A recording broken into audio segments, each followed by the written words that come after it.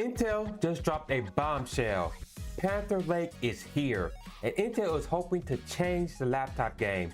We're talking about the first 2nm chip built entirely on American soil using Intel's cutting-edge 18A process, yielding 50% faster CPU performance and 50% better GPU performance. It's Intel combining the efficiency of Lunar Lake with the raw power of Arrow Lake, all while scaling up to 16 cores and 12 Xe3 graphics cores. Whether you're gaming, creating, or pushing AI workloads, Intel is betting on Panther Lake being designed to handle everything. With Intel losing the PC gamer space to AMD, they're hoping Panther Lake can claw back some goodwill with the gamers.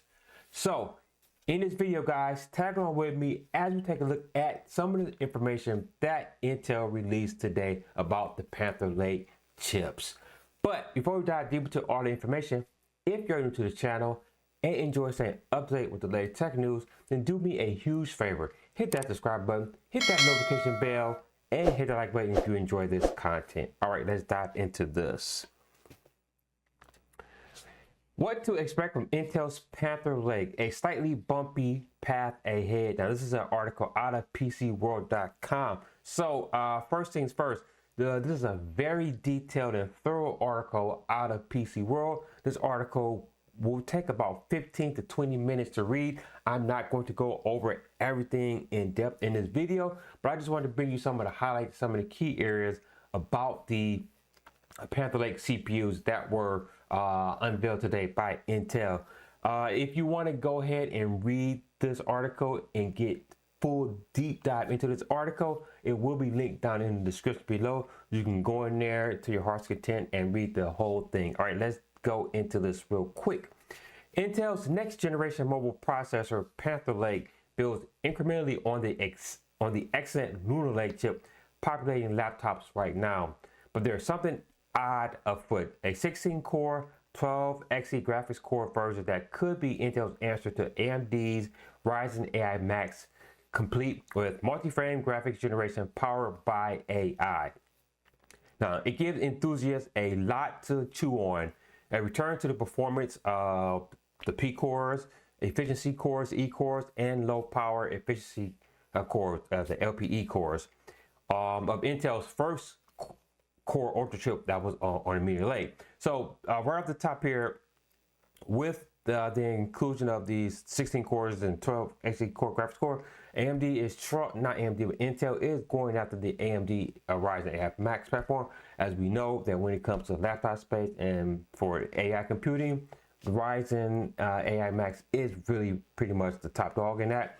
And it looks like Intel is going to try to claw back some of that and get back at AMD with that. Intel's Xe3 GPU is worth some discussion all by itself, with its awkward branding and powerful multi-frame generation that will potentially elevate frame rates 3 or 4 times what they were before. So again, you're thinking about AMD Halo's Strix Halo platform, going after the gaming laptops or even the gaming handheld space. So we saw what Intel tried to do in the gaming space when MSI introduced the Intel chip into their MSI Claw.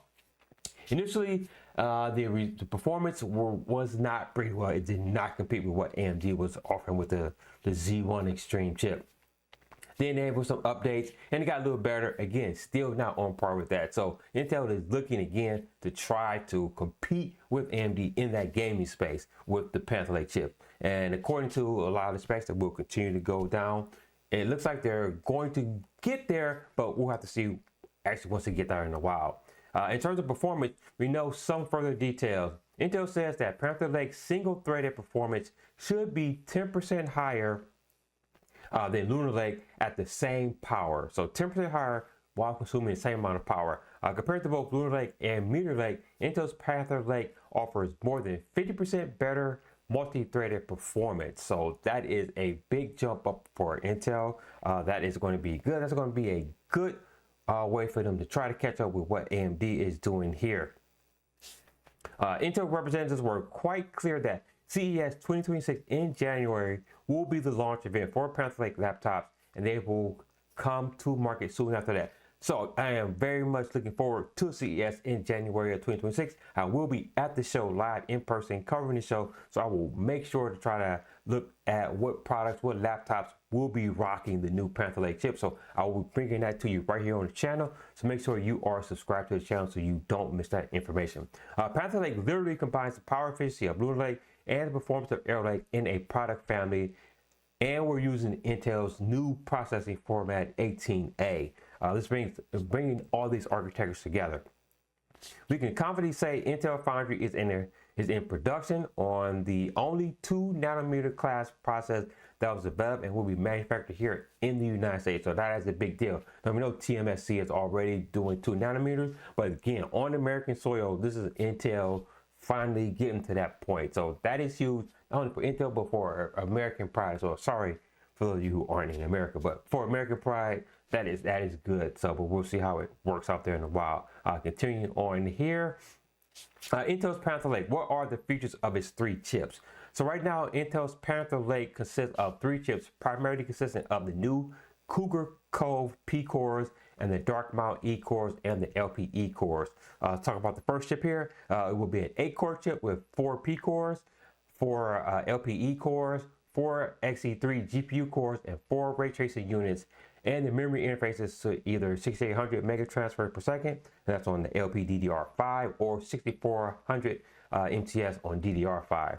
The next chip is a 16-core chip with 4 P cores, 8 E cores, and 4 LPE cores, 4 Xe3 GPU cores, and 4 ray tracing units. And memory interfaces to either 8500 33 mega transfers per second, and that's on the LPDDR5, or 7200 MTS on DDR5. And the third chip, 16 core with 4 P cores, 8 E cores, 4 LPE cores, 12 Xe3 GPU cores, and 12 ray tracing units, and memory interfaces to 9600 mega transfers per second on LPDDR5.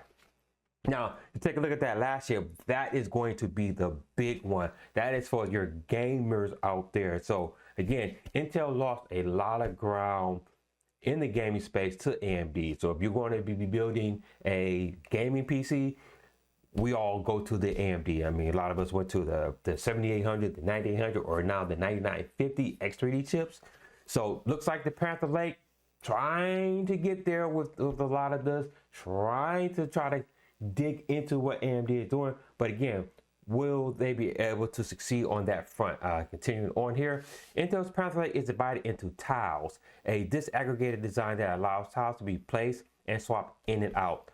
In Panther Lake, there are compute, GPU, platform, and a base tile that all other tiles are mounted upon.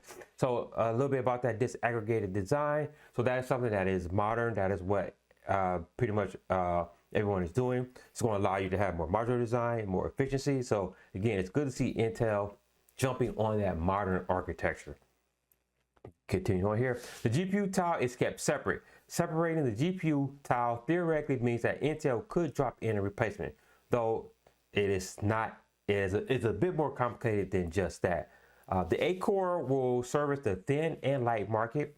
The second 16-core version with the small GPU in it will be attached to a discrete GPU, and the big one will have the life of its own. This is according to Fald Abazovics at ACA and analysts. It's whatever you like from the Lunar Lake chips, but with double the cores and much wider, much bigger GPU, but still keeping the same battery life. So that is going to be huge for laptops out there, obviously, and even potential handheld gaming in the future. The 8-core Panther Lake will have 12 PCIe lanes, 4 PCIe 4 and 4 PCIe 5, while the 16-core chip will have 20 PCIe lanes, 8 PCIe 4 and 12 PCIe 5. 16-core 12Xe Panther Lake option drops back down to 12 PCIe lanes and a configuration of 8-core chips. So again, it looks like Intel is definitely not playing around this time, and it looks like they've gotten their butt kicked enough. A lot of turmoil that they're going through, and they're making some big changes with the Panther Lake, making some big bets on Panther Lake, hoping that this will win over a lot of the laptop gaming handheld space as well. just a little bit right here. Intel's integrated graphics path continues. Meteor Lake included the XE.